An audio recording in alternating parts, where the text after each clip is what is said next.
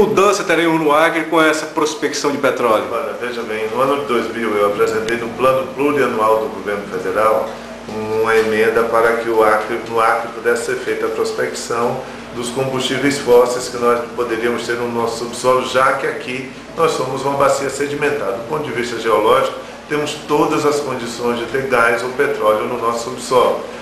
Em 2004, até 2004, não foi feito tal movimento pelo governo federal, pela Agência Nacional do Petróleo.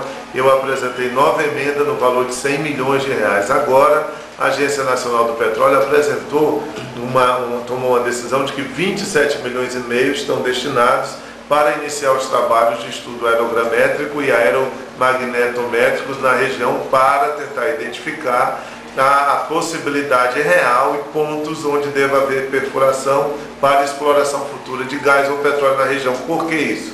Porque em 1978 encontraram uma grande jazida de gás na região da Serra, na região do Juruá, do Vale do Juruá, e na região de Urucum, uma grande reserva de óleo. E não exploraram, não se sabe a razão, porque não exploraram aquela, possivelmente, limitação de ordem tecnológica. Então, hoje a Petrobras está atuando fortemente na região da Amazônia peruana e explorando e já tendo autonomia sobre poços de petróleo e com muitos blocos de petróleo e gás, que é onde já se achou, e vai se estudar a viabilidade da exploração comercial ou não. A nossa reserva passa de 15 trilhões de pés, como eles chamam, tem a unidade física que eu não me lembro qual agora, então uma grande reserva nas regiões circunvizinhas.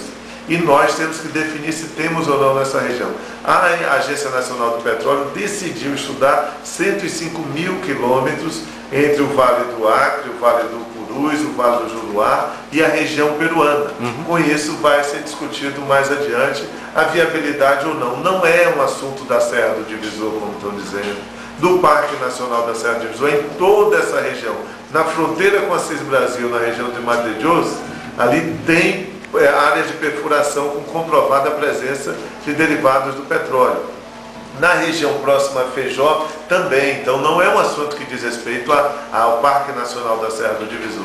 A partir daí nós estamos dialogando como vai ser feito esse tratamento. Eu discuti com o presidente da ANP e fiz um apelo a ele que associasse a ação deles com os órgãos de proteção ambiental. Por quê? Porque com os órgãos de proteção ambiental nós vamos transformar aquilo que é um limão numa limonada. Nós podemos dizer que vamos exigir, por exemplo, numa ação dessa dando certo no futuro, que 20% dos recursos sejam em royalties destinados à preservação do meio ambiente. Uma mudança de conceito. Hoje nós estamos queimando diesel nas nossas usinas de eletricidade que atendem o interior todo e ninguém reclama. E nós precisamos parar de queimar diesel, podemos queimar gás, podemos usar outras fontes de energia limpa na nossa região. Então, só com dinheiro é que se pode fazer. Nós podemos proclamar no futuro que não haverá mais necessidade de queimar terra, de queimar floresta no Acre, de derrubar floresta no Acre, mas temos que ter condição de subsistência para as populações. E quem sabe o recurso dessa origem dos combustíveis fósseis pode permitir isso no nosso futuro. Então, o que não dá para aceitar é que alguém imagine que esse recurso que não pertence a nós, mas o subsolo é da União, que os recursos minerais são da União, que possam estar perfurando em tudo em torno de nós, explorando, e nós não vamos fazer, podendo substituir energias sujas, como temos hoje como fonte, por uma energia muito mais limpa, porque há um debate ainda equivocado. Então eu acho que o debate equivocado é muito bom, porque ele põe a questão no seu devido lugar. Nós queremos energia limpa no nosso estado sendo utilizada, nós queremos substituição de fonte de energia, e se nós temos riquezas minerais que nos permitem royalties para fazer desenvolvimento sustentável, fazer manejo ambiental correto no futuro, nós temos que fazer. A experiência do Alasca é linda. Hoje o senador Suplicy fala tanto nela. Há compensações, royalties são transformados em subsídio para a dignidade das populações tradicionais, para preservar o meio ambiente, e aqui nós podemos ser o primeiro modelo de preservação ambiental como consequência da exploração e do achado de gás, por exemplo, se soubermos usar no futuro. Mas primeiro temos que partir do ponto zero, ou ponto 1. E qual é o ponto 1? Tem ou não tem o gás no nosso subsolo para nós discutirmos a questão. Agora não dá para a gente imaginar que se tiver, nós deveremos estar aqui fora consumindo o petróleo da Shell nos postos de gasolina dos carros. A roupa que você está vestindo é petróleo semi-sintético, é sintético derivado do petróleo. O shampoo que a gente usa tem derivado do petróleo. o banho quente que a gente usa está gastando petróleo sujo e nós não queremos discutir se podemos ou não usar gás no futuro. Então o debate de preconceito, o debate da ignorância não cabe nessa hora. Cabe o debate da inteligência e da responsabilidade socioambiental. E o da responsabilidade socioambiental. Essas áreas, elas abrigam muitos grupos indígenas isolados ainda, que têm resistido a esses mais de 500 anos ao contato. Que preocupação o senhor tem com isso? Olha, a preocupação grande. Você imagina que a autoridade das populações tradicionais é sagrada no nosso país e deve ser tratada assim. Eu, graças a Deus, fui o relator da Convenção 169, que definiu a autoridade sobre a terra para os povos indígenas, que demarcou aquilo que tinha sido discutido no Brasil apenas em 1967. Eu tive a coragem de trazer para o Senado Federal e fizemos a aprovação. Fui o relator do subsistema de saúde dos povos indígenas lá em todo o Brasil, pelo Ministério da Saúde. Trabalhei nas comunidades do Zé Uanauá em apoio de suporte a atividades essenciais de saúde, de maneira inquestionável. Apresentei ontem um projeto que estabelece que 30% do produto interno bruto do nosso país hoje, que é gasto com compras governamentais, sejam gastos a partir da responsabilidade ambiental das empresas e dos órgãos que atuam no comércio, porque São Paulo fez uma experiência dessa. O secretário de Meio Ambiente, Eduardo Jorge, estabeleceu: só vamos comprar papel reciclado em São Paulo, salva 2 milhões de árvores por ano com isso. E eu estabeleço para o Brasil inteiro agir assim. Então é inquestionável a responsabilidade social. Agora nós não podemos mexer não precisamos mexer com os índios. Nós temos que pactuar. Interessa aos índios nessa fase de estudos vai ter já vai contemplar a participação da questão ambiental? Eu fiz um apelo e o presidente da ANP concordou que os órgãos ambientais estariam diretamente envolvidos. Ele virá em março debater o assunto.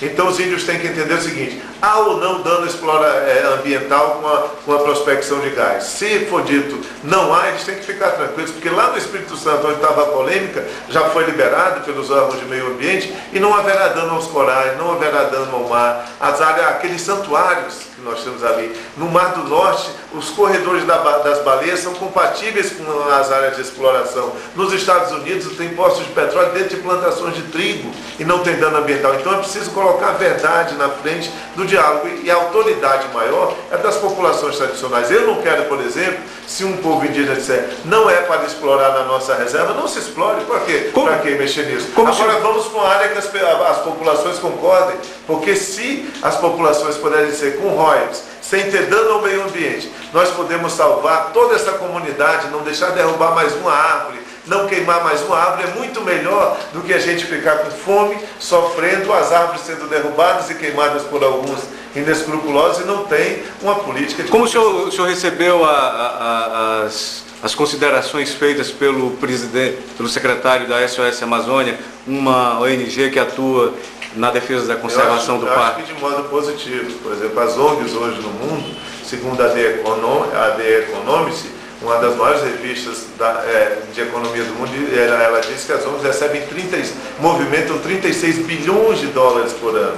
Nós temos que acompanhar esse movimento para ele servir a causa ambiental. A SOS Amazônia está servindo a causa ambiental. Ganhou agora uma licitação de 600 mil para o manejo na reserva dos Xandres, de 700 mil hectares. Então tem que mostrar serviço, tem que defender os povos tradicionais, e me parece que essa é a intenção dela. Agora eu acho que é preciso que se faça mais. Quando a SOS Amazônia pede um debate sobre a Serra do Divisor, um apoio da Serra do Divisor, eu fui com eles no IBAMA, eu fui com eles no Ministério do Meio Ambiente, e eu acho que com 1% do que eles já tiveram de verba, eles já poderiam ter feito uma casa de pachuba para o ecoturismo na região. Lamentavelmente, ele disse que eu que deveria ter pego o dinheiro do governo federal para colocar dentro lá. Eu faço e ajudar, mas eu não tenho dinheiro nenhum para ajudar. Senador, muito agradecido pela entrevista.